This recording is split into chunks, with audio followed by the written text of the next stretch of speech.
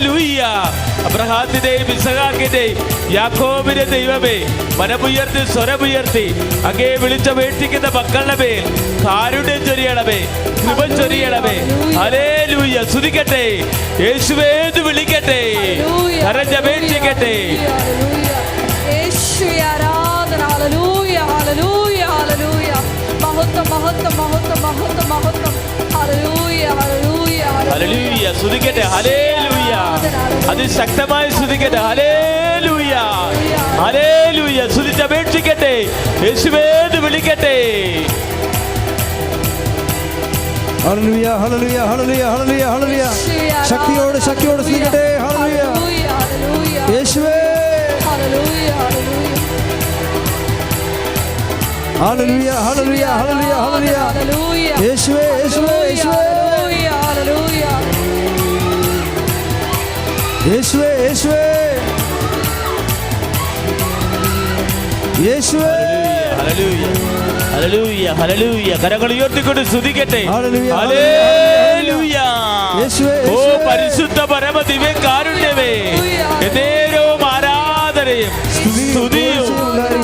Hallelujah. പരിശുദ്ധ പരമ ദിവ്യ കാരുണ്യത്തിന് ആരാധനയും സ്തുതിയും പുകഴ്ചയും. പരിശുദ്ധ പരമ ദിവ്യ കാരുണ്യത്തിന് ആരാധനയും സ്തുതിയും പുകഴ്ചയും. പരിശുദ്ധ പരമ ദിവ്യ കാരുണ്യത്തിന്. ഹല്ലേലൂയ, ഹല്ലേലൂയ, ഹല്ലേലൂയ, ഹല്ലേലൂയ, ഹല്ലേലൂയ, ഹല്ലേലൂയ, ഹല്ലേലൂയ, ഹല്ലേലൂയ.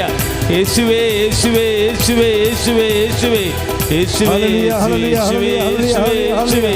ഹല്ലേലൂയ, ഹല്ലേലൂയ, ഹല്ലേലൂയ, ഹല്ലേലൂയ, ഹല്ലേലൂയ, ഹല്ലേലൂയ, ഹല്ലേലൂയ, ഹല്ലേലൂയ, ഹല്ലേലൂയ, ഹല്ലേലൂയ, ഹല്ലേലൂയ, ഹല്ലേലൂയ. കരങ്ങൾ ഉയർത്തിക്കൊണ്ട് സ്തുതിക്കട്ടെ, ശക്തമായി സ്തുതിക്കട്ടെ. ഹല്ലേലൂയ, ഹല്ലേലൂയ, ഹല്ലേലൂയ, ഹല്ലേലൂയ. യേശുവേ ആരാധന. ഹല്ലേലൂയ, ഹല്ലേലൂയ.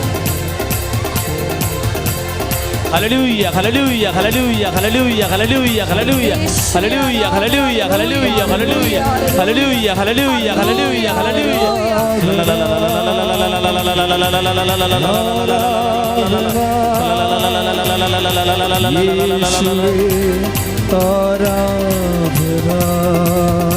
എല്ലാവരും ആരാധന, കരങ്ങൾ വീശിക്കൊണ്ട് ആരാധന. യേശുവേ ആരാധന, ആരാധന, ആരാധന. സ്നേഹമേ ആരാധന, ആരാധന. കരങ്ങൾ ഉയർത്തി വീശിക്കൊണ്ട് ആരാധന, സ്നേഹമേ ആരാധന.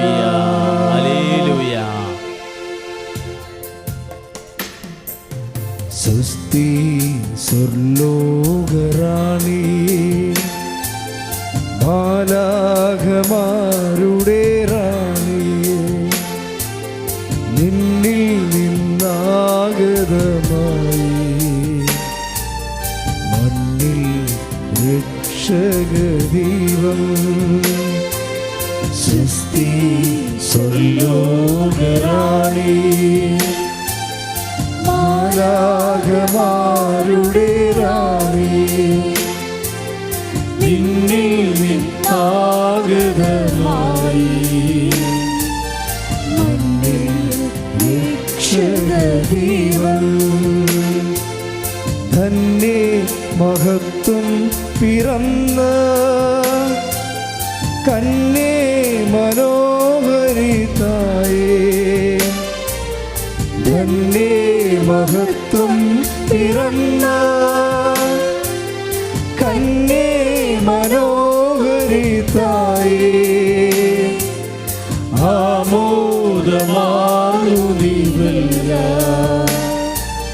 രക്ഷാസുരത്തിനുറവ,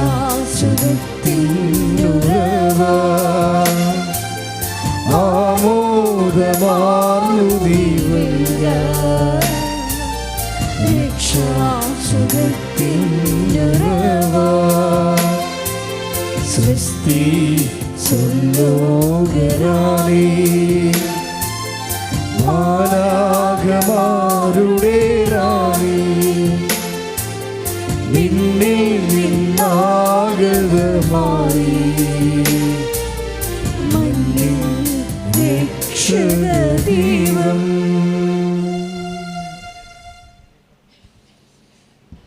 ഏറ്റു പ്രാർത്ഥിക്കുക. പരിശുദ്ധ പരമദിവ്യകാരുണ്യത്തിന് നേരവും ആരാധനയും സ്തുതിയും പുകഴ്ചയും ഉണ്ടായിരിക്കട്ടെ.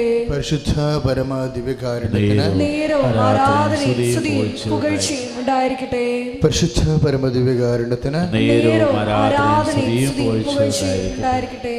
അമ്മേ പരിശുദ്ധമ്മേ, അമ്മേ പരിശുദ്ധ അമ്മേ, ദേവമാതാവേ, ദൈവമാതാവേ, കൃപാസനത്തിലൂടെ ഞങ്ങൾക്ക് ഞങ്ങളുടെ ദേശത്തിന് ഞങ്ങളുടെ ദേശത്തിനും അവ മാധ്യസ്ഥം തേടി തന്ന അമ്മ മാധ്യസ്ഥം തേടി തന്ന എല്ലാ അനുഗ്രഹങ്ങൾക്കും കൃപകൾക്കും ഞങ്ങളിപ്പോൾ ഹൃദയം നിറഞ്ഞ നന്ദി പറയുന്നു.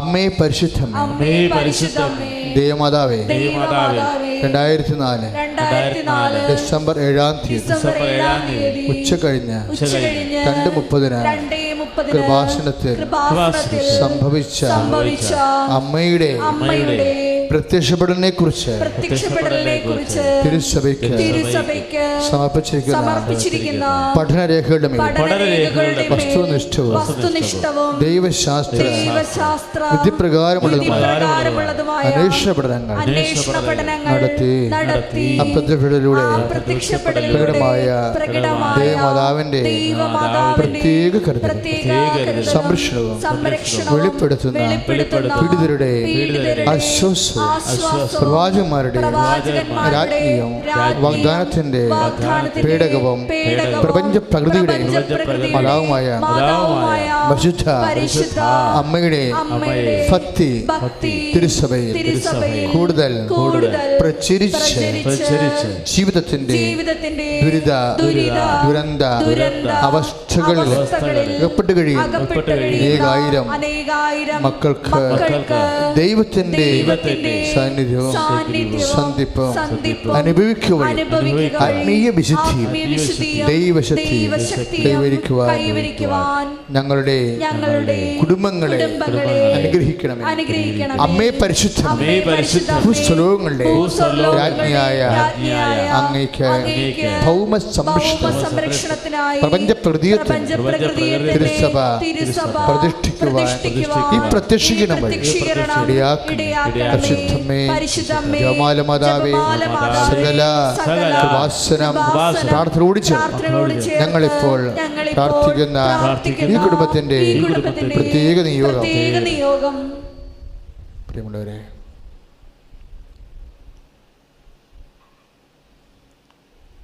നിങ്ങൾ ഉടമ്പടി ചെയ്ത വിഷയങ്ങൾ ഇപ്പോഴ് ഓർക്കുക. പരിശുദ്ധമ്മ വഴി അത് ഈശോയ്ക്ക് സമർപ്പിക്കുക. ഉടമ്പടി ചെയ്യാനിരിക്കുന്നവർ അവരിന്ന് കടന്നു പോകുന്ന സങ്കടങ്ങളെ ഈ അനുഗ്രഹത്തിൻ്റെ സമയത്ത് പരിശുദ്ധ അമ്മ വഴി ഈശോയ്ക്ക് ഏൽപ്പിക്കുക.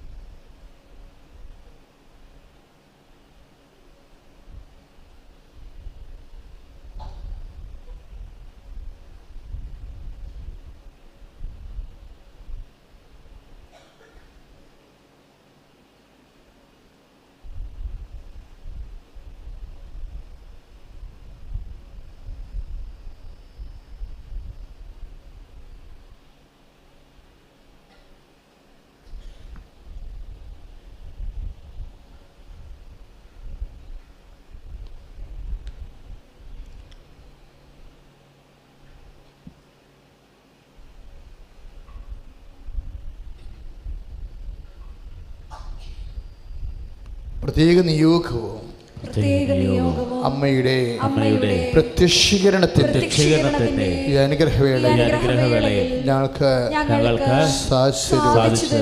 കഴിയണമേ. സ്തുതിക്കട്ടെ. ഹല്ലേലൂയ, ഹല്ലേലൂയ. കരങ്ങൾ ഉയർത്തിക്കൊണ്ട് സ്തുതിക്കട്ടെ. ഹല്ലേലൂയ, ഹല്ലേലൂയ, ഹല്ലേലൂയ. യേശുവേ ആരാധന, ദൈവമേ ആരാധന. ഹല്ലേലൂയ, കൈകൾ ഉയർത്തി സ്തുതിക്കട്ടെ. കർത്താവായ ദൈവമേ, അബ്രഹാത്തിന്റെയും ഇസഹാക്കിന്റെയും യാക്കോബിന്റെ ദൈവമേ, അങ്ങയുടെ തിരുസന്നിധിയിൽ ഞങ്ങൾ നിയോഗങ്ങൾ സമർപ്പിച്ച് പ്രാർത്ഥിക്കുന്നു. കർത്താവേ, അങ്ങയുടെ തിരുസന്നിധിയിൽ ഞങ്ങൾ തീരാവ്യാധികള്, മാരക രോഗങ്ങള് കർത്താവെ സമർപ്പിച്ച് പ്രാർത്ഥിക്കുന്നു. ദുഃഖ ദുരിതങ്ങളെ സമർപ്പിച്ച് പ്രാർത്ഥിക്കുന്നു. കർത്താവെ, എല്ലാ വിഷമതകളും സമർപ്പിക്കുന്നു. കർത്താവെ, കടഭാരങ്ങളെ സമർപ്പിക്കട്ടെ, ദുഃഖങ്ങളെ സമർപ്പിക്കട്ടെ, സുധാരരഹിത അവസ്ഥയെ സമർപ്പിക്കട്ടെ. തൈയുടെ രോഗങ്ങള്, ക്യാൻസർ രോഗങ്ങള് സമർപ്പിച്ച് പ്രാർത്ഥിക്കല്ലേ. വിദേശ യാത്ര ആഗ്രഹിക്കുന്നവര് അത് സമർപ്പിച്ച് പ്രാർത്ഥിക്കട്ടെ.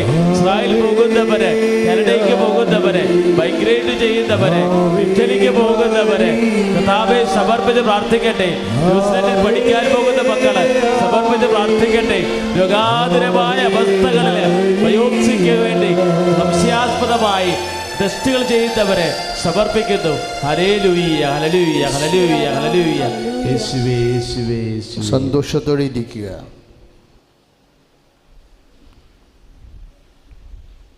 വീണ്ടും ഈശോയെ ആരാധിക്കുക. പരിശുദ്ധ പരമദിവ്യകാരുണ്യത്തിന് പരിശുദ്ധ പരമദിവ്യകാരുണ്യത്തിന് പരിശുദ്ധ പരമദിവ്യകാരുണ്യത്തിന്. മക്കളെ, നമ്മൾ ഏറെ പ്രതീക്ഷയോടുകൂടിയാണ് ഈ ആരാധനയിലേക്ക് വന്നിരിക്കുന്നത്. കൃപാസന ആരാധനയുടെ ഒരു പ്രത്യേകത നമ്മൾ മനസ്സിലാക്കുന്നത്, അനുഭവത്തിലൂടെ അറിയണത്, പരിശുദ്ധ അമ്മയുടെ ജീവൻ സാന്നിധ്യത്തിലാണ് ഈ ആരാധന നടക്കുന്നത്. അതുകൊണ്ടാണ് മിറക്കിൾസ് സംഭവിക്കുന്നത്. നമ്മൾ ഉടമ്പടി ചെയ്ത് കഴിയുമ്പോൾ പിന്നെ നമ്മൾ ചെയ്യുന്നത് എന്താ? അമ്മയുടെ സാന്നിധ്യത്തിൽ ഒരു ആരാധന ഒരു മാസത്തിൽ ഒരു പ്രാവശ്യം നടത്തുക. ഒരു മാസത്തിൽ ഒരു പ്രാവശ്യം എന്ന് അച്ഛൻ പറഞ്ഞത് നമുക്ക് സ്ഥലമില്ലാത്തത് കൊണ്ടാണ്. അപ്പോൾ ഒരു പ്രാവശ്യം കൂടിയാൽ മതി. ബാക്കിയുള്ള ദിവസങ്ങളിലെ ധ്യാനം നിങ്ങൾ ഫേസ്ബുക്കിലോ യൂട്യൂബിലോ കൂടേണ്ടതാണ്. ബാക്കിയെല്ലാം നമുക്ക് 6 ധ്യാനം ഉണ്ടല്ലോ ഒരു മാസം 6 ധ്യാനം ഉള്ളത്. നിങ്ങൾ 5 ഫേസ്ബുക്കിലും യൂട്യൂബിലും കൂടാം. ദൈവം അനുഗ്രഹിക്കുകയാണെങ്കിൽ നാളെ ഷാലോമിലെ ശുശ്രൂഷയുടെ എഗ്രിമെൻറ്റ് നടക്കുകയാണ്. അപ്പോൾ ഷാലോം ടി വിയിലും ഈ പ്രോഗ്രാം ഒരു ആഴ്ച 2 പ്രാവശ്യം വെച്ച് നമുക്ക് കൂടാം.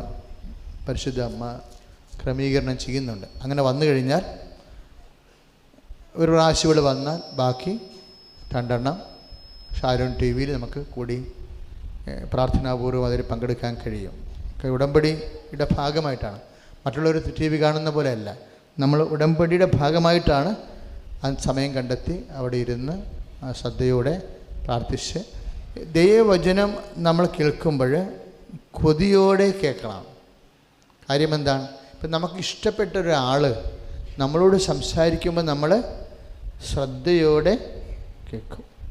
ഏറ്റവും ഇഷ്ടപ്പെട്ട ആൾ, അതിന് അപ്പുറത്തൊരാളില്ലാത്ത രീതിയിൽ നമ്മളോട് സംസാരിക്കുമ്പോൾ അത് നമ്മളെയും കൂടി ബാധിക്കുന്ന വിഷയമാണെങ്കിൽ നമ്മൾ സീരിയസ് ആയിട്ട് കേൾക്കും. നമ്മളെ പെട്ടെന്ന് ബാധിക്കുന്ന വിഷയം ചില സമയത്ത് 5-6 കൊല്ലം അല്ലെങ്കിൽ നമ്മുടെ ജീവിതകാലം മുഴുവൻ നമ്മളെ ബാധിക്കുന്ന വിഷയമാണെങ്കിൽ വളരെ സീരിയസ് ആയിട്ട് നമ്മൾ കേൾക്കും. പക്ഷേ ജീവിതകാലവും കഴിഞ്ഞ് നമ്മളെ ബാധിക്കുന്ന വിഷയമുണ്ട്. അതാണെങ്കിൽ അയാളെ കഴിഞ്ഞിട്ട് ബാക്കിയുള്ളവരെ നമ്മൾ കേൾക്കത്തുള്ളൂ, അല്ലേ? കർത്താവിൽ നിന്ന് കേൾക്കുന്നത് ഈ ജീവിതവും വരാനിരിക്കുന്ന ജീവിതവുമാണ്. അതാണ് വചനം സത്യയോടെ കേൾക്കണമെന്ന് പറയുന്നത്. പ്രാർത്ഥിക്കുക. കർത്താവ് ദൈവമേ, ഈ ജീവിതവും നിത്യജീവിതവും കർത്താവേ പൊരുളറിയിക്കുന്ന നിന്റെ സ്നേഹോക്തികളെ കേൾക്കുവാൻ ഹൃദയത്തെ അങ്ങൊരുക്കണമേ. യേശുവേ സ്തോത്രം, യേശുവേ നന്ദി, യേശുവേ ആരാധന. ഹല്ലേലൂയ. എന്ത് കേൾക്കുമ്പോഴും ഇപ്പം സാക്ഷ്യം ഉൾപ്പെടെ അച്ഛൻ പണ്ടും അങ്ങനെയായിരുന്നു ചെയ്യണത്. നിങ്ങൾക്കൊരു പക്ഷേ എൻ്റെ ചില മെത്തേഡുകൾ സഹായകമാണ്. വെച്ചാൽ ഞാൻ വേറെ ബുദ്ധിപരമായിട്ട് ചിന്തിക്കത്തില്ല. എന്ത് കേട്ടാലും കർത്താവ് അതിനെക്കുറിച്ച് എന്ത് പറയണമെന്ന് കേൾക്കും. എന്ത് കേട്ടാലും ദൈവത്തിന് അതുമായിട്ട് എന്താണ് ബന്ധം, എന്ത് കണക്ഷൻ എന്ന് നോക്കും. അങ്ങനെ വരുമ്പോൾ എന്ത് വരുന്നറിയാവോ, നമ്മൾ എന്ത് കേട്ടാലും ഉടനെ നമ്മളെ നിങ്ങൾക്ക് നിങ്ങൾ പ്രൊഫഷണൽസാണ്, നിങ്ങൾക്കൊരു ട്രാൻസ്ഫർ വന്ന്, അപ്പോൾ ട്രാൻസ്ഫർ ഇപ്പോൾ ടീച്ചറിന് ട്രാൻസ്ഫർ വരുമ്പോൾ ടീച്ചർ എന്താണ് ചിന്തിക്കണത്, നമ്മൾ പറയത്തില്ല. പക്ഷേ ടീച്ചർ ട്രാൻസ്ഫർ ആണല്ലോ എന്ന് ഹെഡ് മാസ്റ്റർ അല്ലെങ്കിൽ ഈ DP എന്ന് വിളിച്ച് പറയുമ്പോൾ ടീച്ചർ ഉടനെ ചിന്തിക്കണത് എന്തായിരിക്കും, ദൈവമേ എൻ്റെ കുഞ്ഞ് എന്നാ ചിന്തിക്കണേ അല്ലേ? വേറെ നമ്മളത് ഒരു പുറത്ത് പറയത്തില്ല, എൻ്റെ ഭർത്താവ് എന്നൊന്നും ഒരു ഓർക്കത്തില്ല. ദൈവമേ എൻ്റെ കുഞ്ഞ്. ഞാൻ അകലെ പോയി കഴിഞ്ഞാൽ കുഞ്ഞിനെ സമയത്ത് സന്ധിക്കാനും ചിലപ്പോൾ വരുമ്പോൾ കൊച്ചുറക്കമായിരിക്കും. ആരെല്ലാം കുഞ്ഞിനെ നോക്കിയാലും നമ്മൾ നോക്കണ പോലെ നമുക്ക് തൃപ്തി കിട്ടത്തില്ല. ഒരു പക്ഷേ നമ്മളെക്കാളും അമ്മമ്മ നോക്കുമായിരിക്കും, പക്ഷേ അത് കരുതൊരു കാര്യമില്ല, നമുക്ക് തൃപ്തി കിട്ടത്തില്ല. അപ്പോൾ നമ്മൾക്ക് ട്രാൻസ്ഫർ കിട്ടിയ ഉടനെ ദൈവമേ എൻ്റെ കുഞ്ഞെന്ന് ഓർക്കും. അതുപോലെ തന്നെ എന്ത് കേട്ടാലും ദൈവമേ എൻ്റെ ദൈവം എന്ന് ഓർക്കണേ. എൻ്റെ ദൈവമായിട്ട് എന്താണ് ബന്ധമെന്ന്. ഇപ്പം നിങ്ങളൊരു അങ്ങനെ ഓർത്താൽ എന്താ ഗുണമെന്നറിയാവോ? അപ്പോൾ ദൈവത്തിന് നമ്മളെ മനസ്സിലാകും, നമ്മൾ ഈ ദൈവത്തിൻ്റെ പനിയും പിടിച്ച് നടക്കണ കക്ഷിയാണെന്ന് മനസ്സിലാകും. ദൈവത്തിൻ്റെ ജ്വരവും പിടിച്ച് നടക്കണ കക്ഷിയാണെന്ന് എങ്ങാനും ദൈവത്തിന് മനസ്സിലായാൽ പിന്നെ കാര്യമൊക്കെ പെട്ടെന്നാവും. എനിക്ക് ഇത്രയും നാൾ, ഞാൻ 4 വയസ്സ് മുതൽ ദൈവത്തിനോട് നടക്കുന്ന ആളാണ്. ഇത്രയും നാൾ എനിക്ക് മനസ്സിലായത്, ദൈവത്തിന് എപ്പോഴെങ്കിലും നമ്മളുടെ ട്രൂ സെൻസ് പിടികിട്ടിയാൽ പിന്നെ ദൈവം നമ്മെ വിട്ടു പോകത്തില്ല. ഇപ്പോഴത്തെ മുഴുവൻ പ്രശ്നമെന്ന് പറയണത് ദൈവത്തിന് നമ്മളെ മനസ്സിലാകാത്തതാണ്. എന്ന് വെച്ച് കഴിഞ്ഞാൽ എങ്ങനെ, ദൈവത്തിന് ബുദ്ധിയില്ലാത്തത് കൊണ്ടല്ല, നമ്മൾ ആരാണെന്ന് ദൈവത്തിന് മനസ്സിലാക്കാൻ നമുക്ക് ലഭിച്ച പരീക്ഷകളെല്ലാം നമ്മൾ തോറ്റുപോയി. അതാണ് കുഴപ്പമായത്. നമ്മൾ ആരാണെന്നേ ദൈവത്തിന് പിടികൊടുക്കാൻ വേണ്ടി ദൈവം കുറേ അവസരങ്ങൾ ജീവിതത്തിൽ തരും. പക്ഷെ ആ പരീക്ഷ നമ്മൾ തോറ്റുപോകും. അത് ശ്രദ്ധിക്കണം. ബൈബിളിലുള്ള ഏറ്റവും വലിയൊരു സീരിയസ് സബ്ജക്റ്റാണ്. ചിലപ്പോൾ നമ്മൾ ഇപ്പോൾ നിങ്ങൾ സ്വസ്ഥമായിട്ടാണ് ധ്യാനം കൂടുന്നത്, ഹർത്താലൊന്നും ഇല്ലെങ്കിൽ ഇവിടെ പുഴുങ്ങി മനുഷ്യൻ വേർത്ത് മെഴുകിയിരിക്കും അല്ലേ? അപ്പോൾ ചിലർ വിചാരിക്കും, ഓ അവിടെ ചെന്നാൽ ഭയങ്കര പുഴുക്കലാണ്, താമസിച്ച് ചെന്ന് കഴിഞ്ഞാൽ കുഴപ്പമില്ല, റോഡേ നിന്നാൽ മതിയല്ല എന്ന് വിചാരിക്കും. അപ്പോൾ ദൈവത്തിന് പിടികൊടുത്തു നമ്മൾ. ചിലർ വിചാരിക്കും എന്ത് പുഴുക്കലായാലും ശരി കർത്താവിൻ്റെ മുമ്പിൽ പോയിരിക്കണമെന്ന്. മൂത്രം ഒഴിക്കാൻ പോയില്ലെങ്കിൽ കുഴപ്പമില്ല, അവിടെ തന്നെ പോയിരിക്കണമെന്ന് വിചാരിക്കും. അപ്പോൾ അവർ ചാടിപ്പിടിച്ച് രാവിലേക്ക് വരും. എന്തിനാണ്? ആ സ്ഥലം പിടിക്കാൻ വേണ്ടി വന്നതാണ്. അപ്പോൾ നീ കാണിക്കുന്ന വെബ്രാളങ്ങളിലൂടെ എല്ലാം നിന്നെ ദൈവം വായിക്കുന്നുണ്ട്. നീ കാണിക്കുന്ന വെബ്രാളങ്ങളില്ലേ? ഇപ്പം ചിലർ കുർബാനയ്ക്ക് രാവിലെ തന്നെ വെളുപ്പിനെ പോണ കാണാം. എന്താ, മുഴുവൻ കുർബാനയിൽ പങ്കുകൊള്ളണം, അത്രേ ഉള്ളൂ. ഇപ്പം ചില പറയും എവങ്കേലി വെച്ച് കഴിയുമ്പോൾ ചെന്നാൽ മതി, അച്ഛൻ്റെ ഇനി കുറേ പ്രസംഗമെല്ലാം കഴിയുമ്പോൾ സ്വസ്ഥമായിട്ട് കൂടിയാൽ മതി. അപ്പോഴൊക്കെ അതെല്ലാം പിടികൊടുക്കലാണ്. ശരിക്കും പിടികൊടുക്കരുത് ഒരിക്കലും. ഇതിന് സഹായകം വേണം ശരിക്കും. ഇതിനാണ് ഈ നമ്മുടെ ക്രിസ്തീയ ആധ്യാത്മ ജീവിതം ദൈവം ക്രമീകരിച്ചിരിക്കുന്നത് ഒരു ഗൈഡിൻ്റെ കൂടെയാണ്. ഇപ്പം നമ്മൾ ഫുട്ബോളില്ലേ, ഫുട്ബോളിന് എന്താ, അതിന് ഒരു ട്രെയിനറുണ്ട് അല്ലേ? ട്രെയിനർ വെച്ചിട്ടുണ്ട്. ക്രിക്കറ്റിനുണ്ട് കോച്ചുണ്ട്. ആധ്യാത്മ ജീവിതവും ദൈവം വെച്ചിരിക്കുന്ന കോച്ചിനെ വെച്ചാണ്. നമ്മളീ പറയണ സ്പിരിച്വൽ ഫാദേഴ്സൊന്നും അല്ല, കോച്ചുണ്ട്. ക്രിസ്തീയ ആധ്യാത്മ ജീവിതം ദൈവം ചെയ്തിരിക്കുന്നത് ഒരു കോച്ചിനെ വെച്ചാണ് ചെയ്തിരിക്കുന്നത്. കോച്ച് പോകാതിരിക്കാൻ വേണ്ടി പ്രത്യേകം ശ്രദ്ധിക്കണം. ആരാ കോച്ച്? നമ്മളെ ഓർമ്മിപ്പിക്കുന്ന ആൾ, നമ്മളെ പഠിപ്പിക്കുന്ന ആളാണ് കോച്ച്. ആരാണത്? നമ്മളെ ഓർമ്മിപ്പിക്കുന്ന ആൾ, നമ്മളെ പഠിപ്പിക്കുന്ന ആളാണ് കോച്ച്. ആരാണത്? പരിശുദ്ധാത്മാവ്. Praise the Lord. അപ്പോൾ 14:26 എന്താ പറയണത്? ഞാൻ പിതാവിനോട് ചോദിക്കുകയും മറ്റൊരു സഹായകനെ അയച്ചു തരികയും ചെയ്യും. അപ്പം ഞാൻ പഠിപ്പിച്ചിട്ടുള്ള നിങ്ങളെ അനുസ്മരിപ്പിക്കും, ആത്മാവ് നിങ്ങളെ പഠിപ്പിക്കുകയും ചെയ്യും. രണ്ട് ഡ്യൂട്ടിയാണ് പരിശുദ്ധാത്മനുള്ളത്. ഇപ്പം നിങ്ങളെ കല്യാണം വെക്കണില്ല, ജോലിയില്ല എന്നൊക്കെ പറയണില്ലേ? ഈ സാക്ഷി കേട്ടപ്പോൾ എന്ത് തോന്നി? ഇതൊക്കെ ദൈവത്തിന് ഒരു സെക്കൻഡ് മതിയെന്ന്. സാക്ഷ്യം കേട്ടില്ലേ? ഇപ്പോൾ ഒരു ചേച്ചിയുടെ സാക്ഷ്യം എന്താ? 17 കൊല്ലം മുമ്പ് അവർ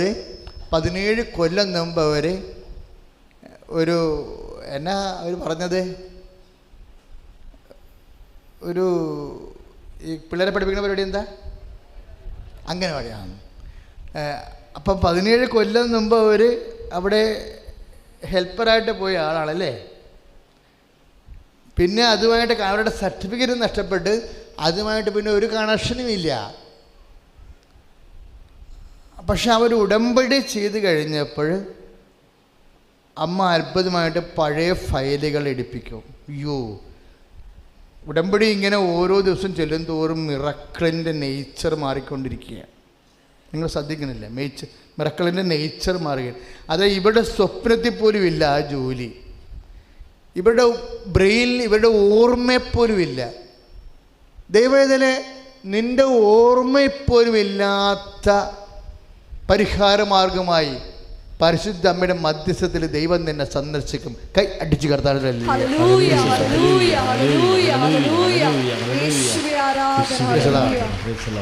തിരിച്ച് വിളിപ്പിച്ചിരിക്കുകയാണ് 17 കൊല്ലം മുമ്പ്.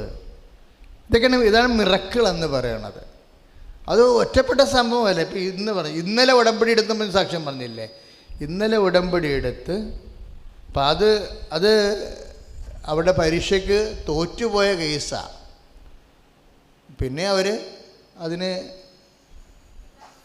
റിവാലുവേഷന് കൊടുത്തു. റീവാലുവേഷൻ തന്നെയും 6 മാസത്തിന് ഒരു 3 മാസം കഴിയുമ്പോൾ റിസൾട്ട് വരേണ്ടതാ. 3 മാസം 6 മാസമായി, 1 കൊല്ലമായി, 1.25 കൊല്ലമായി. അപ്പോൾ ആ പേപ്പർ പോയി, ദ്രവിച്ചു പോയി. അപ്പോൾ നമ്മൾ ആ ഫയൽ ക്ലോസ് ചെയ്യുകയാണ്. ബുദ്ധിയും ബോധമില്ലാത്ത ക്രിസ്ത്യാനി എന്ന് പറഞ്ഞാൽ അവിടെ ഫയൽ ക്ലോസ് ചെയ്യും. കാര്യം എന്താ? അതിനൊക്കെ ഒരു ടൈമുണ്ട്. ഒരു റീവാലുവേഷൻ പേപ്പർ കിട്ടുന്നതിനൊരു സമയമുണ്ട്. ആ സമയം കഴിഞ്ഞാൽ അത് മനുഷ്യൻ നിശ്ചയിക്കുന്ന സമയമാണ്. ആ സമയം കഴിഞ്ഞാൽ നമ്മൾ ആ വിഷയം പ്രാർത്ഥിക്കത്തില്ല. അതാണ് ഒരു പ്രശ്നം. ഇതാണ് പരീക്ഷണം എന്ന് പറയണത്. നമ്മൾ റീവാലുവേഷൻ്റെ സമയം 3 മാസം, 6 മാസം, 3/4 മാസം, അല്ലെങ്കിൽ 9 മാസം, 1 കൊല്ലം. അപ്പോഴെന്നാ പറ്റണത്? ആ റീവാലുവേഷന് കൊടുത്ത വേറെ പല ആൾക്കാരുടെയും ആ ഗഡുവിന് കൊടുത്തിരിക്കുന്ന ആൾക്കാർക്കെല്ലാം പേപ്പർ കിട്ടുകയും അവർ തോക്കുകയോ അല്ലെങ്കിൽ പുതിയ കോളേജിൽ പഠിക്കുകയോ ചെയ്തിട്ടുണ്ട്. ഇവർക്ക് മാത്രം അതില്ല. അവർ ഉടമ്പടി ചെയ്തപ്പോൾ അമ്മ ഫയൽ എടുക്കുകയാണ്. ഞാൻ ഓർക്കണ ഉടമ്പടി ചെയ്യാതിരുന്നെങ്കിൽ അതൊക്കെ ഇന്നും അവിടെ കിടന്ന് പൊടുത്ത് ജീർണിച്ച് പോയുള്ളൂ. ആ ഫയൽ ഇടിപ്പിക്കും. എനിക്കതൊക്കെ കേൾക്കുമ്പോൾ പെട്ടെന്ന് മനസ്സിലാവും. ആ കാര്യം അമ്മ ഇങ്ങനെ കുറേ പണി കാണിക്കുന്നുണ്ട്. ആ ദ്രവിച്ചു പോയ സാധനത്തിനെ തിരിച്ചെടുപ്പിച്ചിട്ട് ഇവർ ഉടമ്പടി ചെയ്യണം. അന്ന് തന്നെ കമ്പ്യൂട്ടറിൽ സാധനം ഇടുകയാണ്. ഇപ്പോൾ ഒരു ചേച്ചി സാക്ഷ്യം പറഞ്ഞെന്താ, ഒരു അമ്മച്ചി സാക്ഷ്യം പറഞ്ഞെന്തറിയാമോ? ഞാൻ 60,000 രൂപ ഹോളി ലാൻഡിൽ പോകാൻ വേണ്ടി കൊടുത്തു കഴിഞ്ഞപ്പോഴാണ് തലേ ദിവസം അറിയണത് എൻ്റെ പാസ്പോർട്ട് എക്സ്പയർ ആയിരിക്കണമെന്ന്. അപ്പോൾ എമിഗ്രേഷൻ അടിച്ച് വരത്തില്ല, വിസ അടിച്ച് വരത്തില്ല. അപ്പോൾ ഇവർക്ക് സർവാംഗം വേർക്കുകയാണ്. അവർ കാശ് പോവുകയും ചെയ്ത് സീറ്റ് ബുക്ക് ചെയ്ത് ചേഞ്ച് ചെയ്യാൻ പറ്റത്തില്ല. പക്ഷെ അവരുടെ തീരുമാനം എടുക്കണം. എന്താ? ഞാൻ കയറിപ്പോകും. അവിടെ ചെല്ലുമ്പോൾ അമ്മ വിസ അടിച്ചു തരും. ഞാൻ അമ്മയെ കണക്കാക്കിക്കൊണ്ട് കയറിപ്പോകും. അതാണ് റിസ്കി ഫെയ്ത്താണ്. ബുദ്ധിയുള്ളവൻ പോകത്തില്ല. കാര്യം ബുദ്ധിയുള്ളവനും ദൈവം ഒരിക്കലും പ്രവർത്തിക്കത്തുമില്ല. ഈ കാണുന്ന എന്താണ്? വിജ്ഞാനികളുടെ വിജ്ഞാനത്തെ ഞാൻ നിർവീര്യമാക്കുന്ന ബുദ്ധിമാന്മാരുടെ ബുദ്ധിയെല്ലാം ഞാൻ നിർവീര്യമാക്കുന്ന കർത്താവിൻ്റെ വചനമുണ്ട്. അതായത് വിശ്വാസം എന്ന് പറയുന്നത് ബുദ്ധിയുള്ളവർക്കുള്ള പരിപാടിയല്ല, സ്നേഹമുള്ളവർക്കുള്ള പരിപാടിയാണ്. മനസ്സിലായല്ലേ? ആരോട് സ്നേഹം? ദൈവത്തോട് സ്നേഹമുള്ളവർക്ക്. ബുദ്ധിയുള്ളവർക്കല്ല, ദൈവത്തോട് സ്നേഹമുള്ളവർ. അതുകൊണ്ട് അച്ഛൻ എപ്പോഴും നിങ്ങളെ ഇങ്ങനെ അടിച്ച് തെളിച്ച് ഞാൻ കൊണ്ടുവന്ന് സ്നേഹത്തിൻ്റെ പാതയെ നിർത്താൻ നോക്കും. അച്ഛൻ്റെ നിങ്ങൾ വചനം ശ്രദ്ധിച്ചാൽ മനസ്സിലാവും. പതുക്കെ കൊണ്ടുവന്ന് നിങ്ങളെ സ്നേഹത്തെ ട്യൂൺ ചെയ്ത് കർത്താവ് സ്നേഹത്തിൻ്റെ പാതയെ കൊണ്ടുവന്ന് നിർത്തും. അത് നിങ്ങളിപ്പോൾ അമ്മായി ഇപ്പോൾ ചെറിയ പറയും, എൻ്റെ അച്ഛാ അമ്മായി അമ്മ പൊറുപ്പിക്കണില്ല അച്ഛാ, എനിക്ക് പലപ്പോൾ തോന്നുന്നു ഇവർക്ക് രണ്ട് കൊടുത്തിട്ട് ഇവിടുന്ന് പോകണമെന്ന്. കാര്യം അത്രയും കാര്യം അമ്മായിയമ്മയും മരുമക്കളെല്ലാം കൂടി നാത്തൂന്മാരെല്ലാം കൂടി ഒരു ഗ്രൂപ്പാക്കിയിട്ട് ഇവളെ ഒറ്റപ്പെടുത്തും. ഇവരെ അനീതി ചെയ്ത് സഹിക്കാണ്ടാത്ത വരുവാവും. അപ്പോൾ ഏത് മനുഷ്യനായാലും ചിലവെടുത്ത് രണ്ടിനെയും തലക്കെട്ട് കിട്ടണമെങ്കിൽ രണ്ടെണ്ണം മേടിച്ചാലും കുഴപ്പമില്ല, ഒരു മൂന്നെണ്ണത്തിന് ഇട്ടച്ചും ഇവിടുന്ന് കടന്നു കളാം. അത് മനുഷ്യൻ ആ മൈൻഡ് ആ രീതി അനുഭവിച്ച് കഴിയുമ്പോൾ മൈൻഡ് സെറ്റാകും, ആ രീതി സെറ്റാകും. അപ്പോൾ അതിനകത്തൊരു കുറ്റബോധം തോന്നില്ല, തല്ലിക്കൊന്നപ്പോൾ ഒരു കുറ്റബോധം തോന്നുന്നില്ല. കാര്യം അവരത്രയും അനുഭവിച്ചിട്ട് അവർക്കുണ്ടാകുന്ന മൈൻഡ് സെറ്റ് മാറുകയാണ്. അത് പരിശുദ്ധാത്മാവ് ഇല്ലെന്നുണ്ടെങ്കിൽ അവരങ്ങനെ തന്നെ ചെയ്യുകയും ചെയ്യും, ജയിലിൽ പോവുകയും ചെയ്യും. പരിശുദ്ധാത്മാവ് ഉണ്ടെങ്കിൽ പറയാം, നിൽക്കും മോളെ, സമാധാനം ഉണ്ടാക്കാം, വരട്ടെ, വെയിറ്റ് എന്ന് പറയും. പരിശുദ്ധാത്മാവ് എന്താണ്? സഹായകനാണ്. നീ ഇങ്ങനെ ലോകാരൂപിയിൽ ഒരു തീരുമാനം എടുത്ത് എടുക്കുമ്പോൾ പരിശുദ്ധാത്മാവ് പറയും, എലിസബത്തെ സംഭവം ശരിയാകത്തില്ല, നീ അകത്ത് പോകും, പിന്നെ എനിക്ക് നിൻ്റെ കയ്യിരിപ്പ് കാരണം എനിക്ക് നിന്നെ ഒരു കാലത്ത് സഹായിക്കാൻ പറ്റത്തില്ല. അപ്പം എപ്പോഴും പല അബദ്ധങ്ങളിൽ നിന്ന് അപകടങ്ങളിൽ നിന്ന് നമ്മളിങ്ങനെ കണ്ണീർ കൊള്ളാനുള്ള പിരികത്ത് കൊണ്ടുപോയെന്ന് പറഞ്ഞില്ലേ, അങ്ങനെ സംഭവിച്ചിരുന്നെങ്കിൽ അത് പരിശുദ്ധാത്മാവ് നമ്മളെ സഹായിക്കുന്നതാണ്. അതുകൊണ്ടാണ് ഈശോ പറയണത്, വരാനിരിക്കുന്ന കാര്യങ്ങൾ അവൻ നിന്നെ അറിയിക്കും. എന്തിനാണെന്നറിയോ? നിങ്ങൾ അതായത് ഇപ്പോൾ വരാനിരിക്കുന്ന കാര്യങ്ങൾ അവൻ നിങ്ങളെ അറിയിക്കും. 16:13 യോഹന്നാൻ്റെ സുവിശേഷത്തിലാണ് വരാനിരിക്കുന്ന കാര്യം